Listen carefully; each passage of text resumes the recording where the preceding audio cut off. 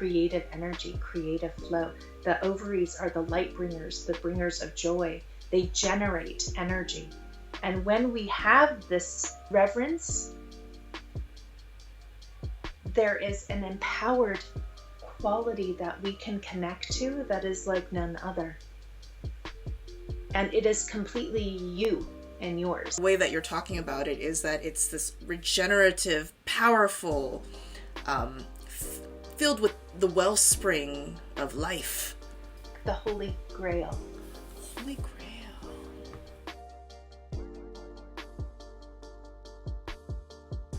I'm on board. Now what do I do? I've done this. I've gone close to my pussy. I've felt my womb. Felt a little bit nauseous. Okay. I want to clear out whatever trauma. I want to get super magical by making this womb powerful. What do I do next? Yes. I love this question. So for men and women, we're just going to, for everyone, we're just going to kind of speak in a broad way. And so one of the first things that I love that you're saying is just getting in presence with yourself, getting in presence with that, ooh, yeah, the spark, and feeling that, and then carrying that light joy. Because I feel like your ovaries, even just talking about it, I have this shaman friend. Anyway, she's got some things magical going on. And I was speaking to something about the ovaries, and she's like, ooh, even just you talking about them, even me talking about all of this is starting to activate these places inside of you. So I just want to acknowledge that first. I really enjoy rubbing the palms of the hands together because this activates the heart at the palm of the hands. So activating the palms of the hands. And then for men and women, for all, just gently cupping. So I'll bring this down here so you can see better. So gently cupping, here's the pelvis. So here's your hip bones. And I'm just going to cup this whole area. And then almost let the fullness of your belly, if you have a little belly, hold the pooch, basically. Okay. It's kind of, if you don't have a pooch, pretend. Pooch is being held. Okay. Pooch is being held. And just take some deep breaths all the way down. And you might even find that you're right now that depends on how long your torso is, but I can almost touch over my clitoris. So I can touch the mound of the yoni, the mound of the vagina. It's called the mons pubis, the mound of Venus, actually. And you're kind of cupping over the pubic hair too, and then just breathing. And as your eyes are closed, just seeing if you can bring the gaze all the way down inside your body to the center.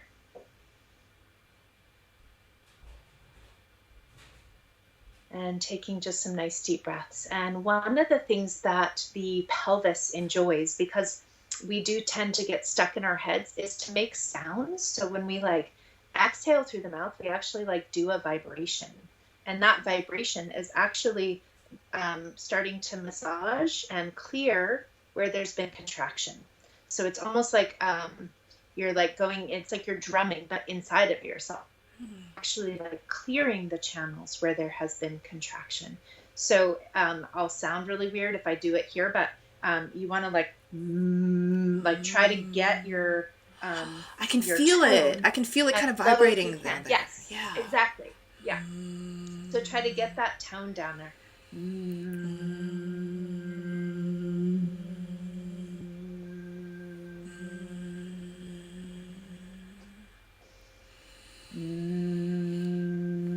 And then as you're doing that, keep going. I want you to just play with your pelvis a little bit. So you might want to tilt your pelvis forward, almost like if you have a vagina, you're pressing your lips into the chair or into the earth. And you can roll it back a little bit. You can go from side to side. So all of this is going to start to wake up this area. Oh, come on. Oh my God. I feel a little bit nauseous, more than usual. That's normal, right? That's totally normal. And then if you feel nauseous, so there's a plane of connection where the cervix is connected to the throat. Yeah, I feel it. And so you can, sometimes I've actually vomited, and we have a practice that sometimes when we got to clear stuff, just because we haven't connected to this place before, sometimes we do have to and I will actually vomit. I'm not recommending to vomit, don't force it, but Like when there's a lot of tension being held in the cervix, I notice that like I actually have to throw up to get the energy out. I'm not going And to throw up on so, this video, but yeah, I don't totally... throw up on the video. And then as you're doing it also, so you can kind of soften the sound and just bring the breath. Like once it's activated down there, just bringing the breath. And sometimes there's like a burping that wants to happen or a belching. All of that is totally welcome. Good. And then now we want to imagine that you're just anchoring. So for men, you want to anchor underneath your scrotum or at your perineum. So on the back side of the testicles, between your anus and your genitals, we want to like anchor this energy down into the earth. For women, we want to imagine that you have this root of the uterus, even if you don't know what that means. And we're just like anchoring it down into the earth. So you can almost even press your hips down, like you're trying to just anchor down, and then you root to rise. So you anchor down and you lift up. Whoa. Good. And then we can send a grounding cord from each ovary and from the uterus straight into the center of the earth. So you can imagine that they're like roots of the tree going down into the earth. And we're just grounding our womb space, our ovaries, into the earth. And one of the healing things that I do in my work, and I'll just give you a glimpse into it, and then you can do this on your own. And then if you remind me, Liv, I have a womb meditation that's for both men and women that y'all can do. That's free. It's on SoundCloud. So you can just send that grounding cord in. And if you can't imagine it, just see if you can feel it. And then what we do is we actually can just like turn it on drain, like as if you were just turning on the faucet. Okay. And you're just letting the ovaries, letting basically all the tension go. And as you're letting the tension go, you can let go, you can you can dissolve this crystalline matrices that get wrapped around our organs, that all of the narrative that gets caught here, the denied, the unowned. And the beautiful thing about Mother Earth is that she is a great transmuter. So as we're sending this down into the earth, she's just taking it in as compost. So we just thank Mother Earth for that. And just letting it drain. And almost as if you're letting your whole body soften.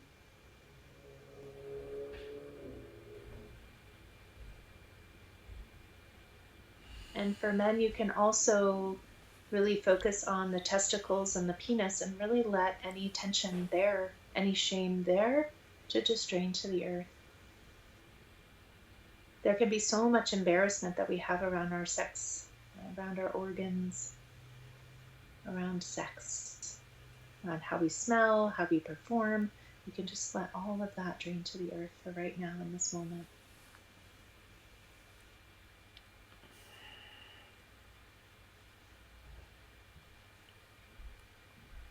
And I'm going more quickly than I normally would, like in a session or something, but we can also just drain the tension that's held in each ovary by bringing our breath there and then sending it through this grounding cord to the earth.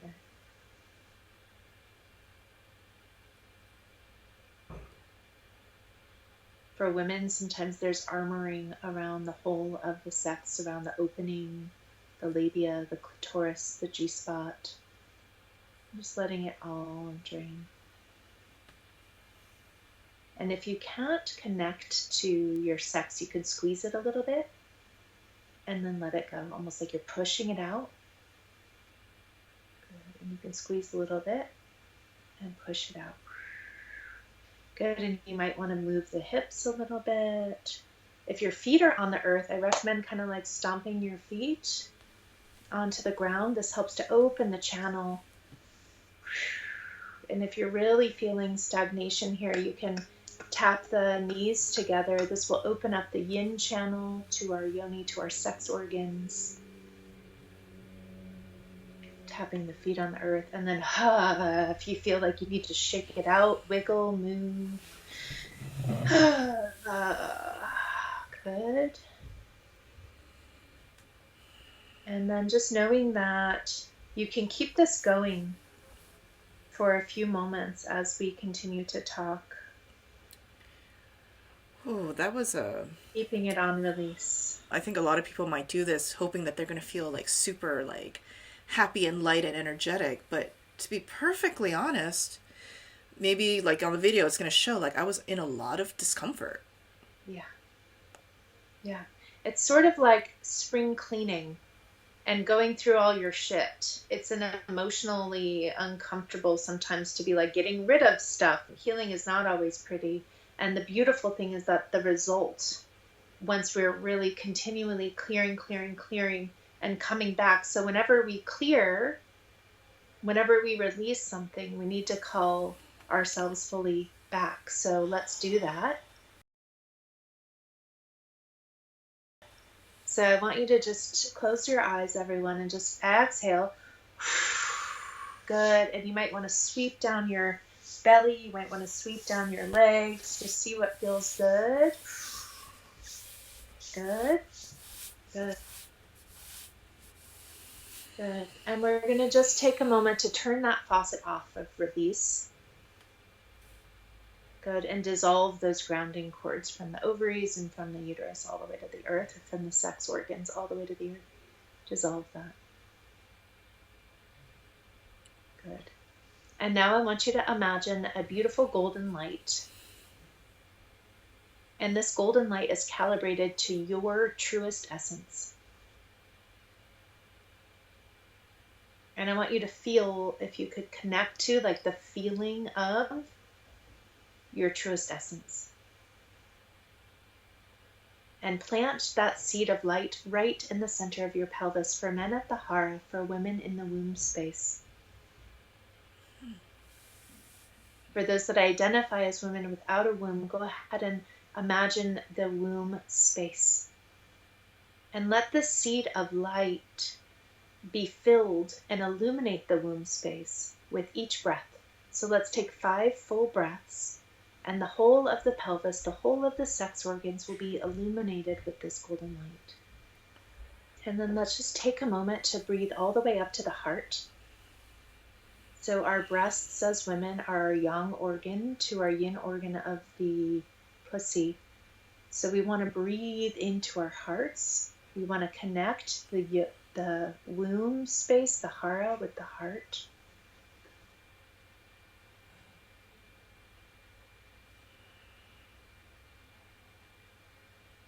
Yeah.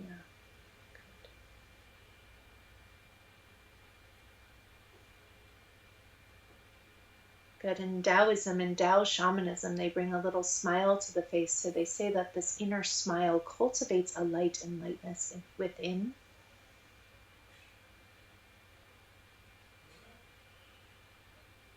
Good. Good. And then you might want to just stir it up a little bit, like let your body move.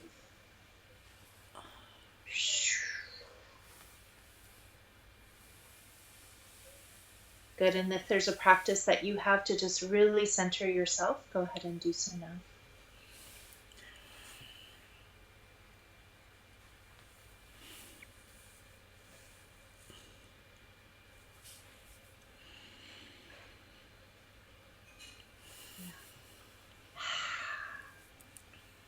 Yeah, what are you noticing now, love? That was physically pretty intense. Yeah. And also, there was a point where, I don't know, I felt kind of teary-eyed. Yeah. And I'm guessing that a lot of people, when they go through this, they're going to feel that teary-eyed, sort of like this emotion spring up. Yeah. The kidneys in Chinese medicine and Taoism, they govern the sex organs. And so it's the water element. And it is an emotional place. And the most beautiful, most important piece is that we allow that whatever we feel to just be felt. This is similar-ish to some magical meditations that I've done, where you're drawing up earth energy, but then you're also drawing down celestial energy and mixing it together. Yes. But for this, I'm focusing on grounding myself, anchoring myself through my womb, whereas usually it was just the central channel. Totally new sensation, especially because I had already physically felt that area. I'm almost thinking this is going to be a very powerful magical practice because I'm so in touch with my body right now. I can feel like my heart, it's like feels a certain way, and like my pussy, it like, you know, because I was concentrating on, there's like a certain throbbing, there's a certain energy that I have over there, and it's not like a sexual throbbing. It's almost more like when you like physically touch something like this to your arm and then you let go, there's a throbbing there. Mm-hmm. So it feels kind of like that. Yeah. There's definitely still that sense like right here of a little bit of nausea. Yeah. It feels extra. Yeah. Extra grounded, extra nauseous, extra uncomfortable, extra throbby, extra kind of like glowy here. Just extra. And so many of the practices from all that I've studied, even the earth-centered practices, like they somehow were still missing the body. Yeah. And what I've come to see, because I'm a body magician, you know, and what I see on the table is how disconnected we are from feeling, from just coming into just what's happening right now. And sometimes when we come in after being wherever we are, usually it's not fucking comfortable. I get nauseous. I get like, you know, want to throw up. We're like, oh, this is uncomfortable here, which is why usually we go somewhere else. But even though I feel physically uncomfortable, I don't feel if I keep going on this path, I'm going to have like a psychological breakdown feeling. I don't feel that. Yeah. Yes. It's a discomfort that feels more like, maybe because there's a grounding to it. Mm. So it's not an unsafe discomfort, if that makes sense. Exactly. Yes. That's beautiful. And I have a feeling if there wasn't that physical grounding with, you know, the womb or that energetic womb connected to the earth and just touching it and stuff, and I was all here, then I think maybe that could be really scary. But because there's that grounding here, it doesn't feel as anxious as I would expect discomfort to feel. So the first keys when you're doing this work for yourself is to make sure that you connect to the organs, right? The sex organs, all of them inclusive. Breathing into the pelvis. And then if you're working with the physical or spiritual aspects of the womb, you're grounding the ovaries and you're grounding the uterus down into the earth. And then you can drain that energy. And then what's important is always to give thanks to the earth for taking that. And then we always want to seal that off, like let the cords dissolve. And then we want to always fill back up with our true essence. So whenever we let go, we always want to fill up. And then I usually do a practice where you then connect to the earth and connect to the heavenly celestial realms, and then kind of like breathe and let them dance inside of your body. And then there's something that's coming through here is like, also, if you really feel like you want to do this on another level, one of the things that I love to do is a water ceremony where you get into the bathtub and you fill it up and you stir in like your intentions. You might have oils that you put in. You might put in like plant, like actual, like rosemary is a wonderful plant for this kind of work. You might put in some ginger, and you really just like apple cider vinegar might be in there. I like to do baking soda and salt. And so just really stir in the water, activate it, get in the tub and like bathe yourself, you know.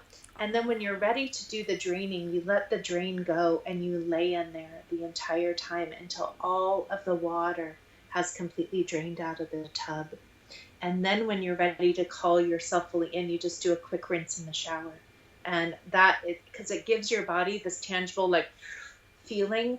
And it's almost like the water and the spirit of the water is like working you. And that drain, it's rare that we get that feeling like actually on our skin of like that kind of sucking, draining quality. And that's one of my favorite practices to do with this kind of clearing ceremony. A lot of magical people, especially people who do occupy marginal spaces, have problems with boundaries and problems with refilling themselves up with the true essence, you know, like it's like just a lot of almost in a way depletion Yeah. and a lot of their energy being taken. And isn't that a lot of what's being discussed right now, of the lack of boundaries, of feeling as though we're violated, of having those boundaries overstepped, and also of maybe feeling like we had to give it away?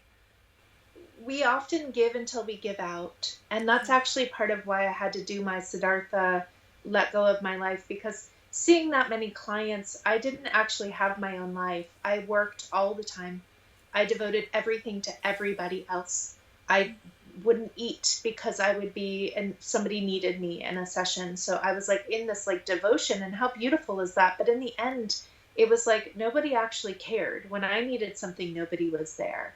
And it was like, fuck, wait a minute. Hey, you know? And so although yes, I was getting paid, it's still that's just like the side effect of it. It still didn't feel like an appropriate energy exchange. So now when it's like looking at our relationships and looking at our boundaries, one of the biggest things is like checking in with ourselves and saying what feels good or not. Is this an actual true yes for me? And I noticed that in the past I've said yes because I didn't want to suffer the consequences of saying no. Boundaries and filling ourselves up, we forget what we feel like. And empathic people, I like to use the metaphor of like, we typically, let's say you're blue and I'm red, and then empaths, when they hang out, they become purple. Both of them are purple. And then they go home and they're both purple, but they think that they're blue and they think that they're red. And what happens is that when we absorb other people's energies, they amplify our own shit. It doesn't give us new shit, it amplifies our stuff. And it becomes to a place of overwhelm. It comes to a place of exhaustion where we can't manage it, because we are meant to run and manage our own energy just fine. And so that place of like, what is my personal boundary? What is my yes? And where am I making unconscious agreements with others, conscious or unconscious agreements with others, to take on something that isn't mine? And that's a huge also part of the womb work, because women, we typically do, the sacred feminine typically does take on more, because on an some sort of level, we are the mothers. I did an interview with this woman on the Wheel of Consent. And it's a school body of work that's actually really, really, really powerful for learning how to relate with yourself and with others when it comes to boundaries. And they talk about the shadow sides of it, and they talk about the dark side and the light sides of our typical behaviors. And I feel like if we can start as humanity getting more understanding of what's happening in those interdynamics when we're relating, then we are more able to stay connected to ourselves. And it's okay to be self-centered, actually. Self-centered. One of my teachers will call it, it's your self-centering practice when you massage your womb. And you want to do it every day because you want to be centered every day. I actually was on a podcast not too long ago, and I think I kind of went a little off, but I'm like, can we stop marketing to people's voids? But I never can say like, come to a session with me and I will blah, blah, blah. I have no fucking idea. You can come. It'll be amazing if you let it be, or how you show up, or, you know, like I can't promise you anything. Like that's not how it works. And it's important to me that we also do our own work. And as space holders, as healers, I don't even like to use that word. I call myself a facilitator, because that's really like what it is. And I facilitate the healing and transformation, but you really do all the work. You know, I might hold the space for it. The more that you do your work, the more that you own your stuff, the more that you soften around all those contractions within, the more that we like come into the remembrance that of togetherness rather than the illusion of separation, the deeper you go inside of yourself, the greater capacity you have to hold space for others. And what happens right now is that there are a lot of youngsters that are jumping in and then like going to hold space, but they're not ready yet. And that can actually cause, just from a witchy like spell, that can actually cause damage. Yeah. To open up a portal, right? And not know how to manage it, to not know what to do with that. It can be a danger zone. And especially with the womb work, It's really important to me because even just now in this like conversation, you felt all this stuff. Yeah. Imagine being in a class with somebody who doesn't know how to manage that. And like, there's so it's just important to me that we are just in that right relationship. You know, like that line that Kate Winslet had in like Eternal Sunshine of the Spotless Mind. Too many guys think I'm a concept, or I complete them, or I'm gonna make them alive. I'm just a fucked up girl who's looking for my own peace of mind. Don't assign me yours. One of the roles that I take in as a teacher is I don't do power dynamics. I don't play into them. I will not be put on a pedestal, because if I'm put on a pedestal, I will only have down worry to go. Yeah. And then in order for you to put me on a pedestal, you have to minimize yourself. I'm like, we're all fucking in it together, baby. I am just as fucked up as the next person. I just happen to have some wisdom on this conversation. You know, I'm totally human-y or people-y or whatever. Like, people are so people-y. One of my friends says, I'm totally people-y. Like, I'm still learning how to be like a normal, like, honestly, just like being normal is new to me. I also know this about myself. I tend to be too honest. And by being too honest, what I've seen in that, because I like to experiment, by being too honest, people then actually put themselves above you. Because if I say like all of the things that I've experienced, somebody might be like, seriously? Like, and you're good at what you do? Like, how can you be good at what you do and be that fucked up? You know what I mean? So there is a balance. And what I really want us to do as like leaders out there is like neutralize that fucking playing field by showing the reality of life. Like, it's not all fucking pretty Instagram pictures. But the thing is that humanity, where we are right now, we like to be manipulated. We like to be manipulated through marketing. Don't fucking bullshit. We all do. Ooh, look, I can buy that and then I'll have nice lashes. I can buy that and then I'll have this. I can get this and then I'll have that. I can take this class and then I'm going to learn how to manifest and have my house by the ocean too. Like, that's like sort of like my weakness. So it's like all these other isms, sexism, racism, all that stuff. Like, it's really a lot easier for me to be aware of it. But capitalism, internalized capitalism. Yeah. That is hard for me. This idea that I'm of no service unless I'm productive 24/7. That this energy exchange that I give, I need to overgive, you know, and not just like 51% and then the other person gives 49. We're talking like 99% and then, you know, like they give 1%. How do you be spiritually true and authentic and have real glamour, but at the same time still be in this world? Because this world isn't going away anytime soon. So I almost feel as though getting in touch with your womb, getting in touch with your, just the wisdom of the womb, that is a method to getting away from this inner capitalism. Because the womb is everything that I think capitalism or internalized capitalism is not. Exactly. A friend, he was telling me that one of the most ultimate martial strategies, like the ultimate yin energy, and this is considered like one of the most fearsome war activities that you can do. It's not going out and slaughtering your enemies. What you do, in fact, is you sit by a river in contemplation. Mm-hmm. And then you let enough time pass by, and the river runs red, and the bodies of your enemies and the blood starts to flow by you. You haven't raised a sword. You haven't stabbed anybody, killed anybody. And yet, your energy, your intensity, your contemplation has caused the destruction of your enemies to pass by you. And there are cultures that absolutely recognize that yin energy, that's where it's at. Yeah.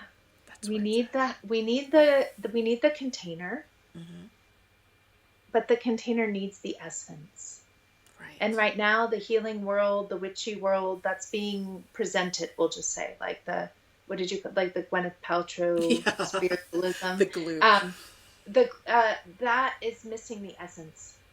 And that's just what happens also, you know, when things get popular.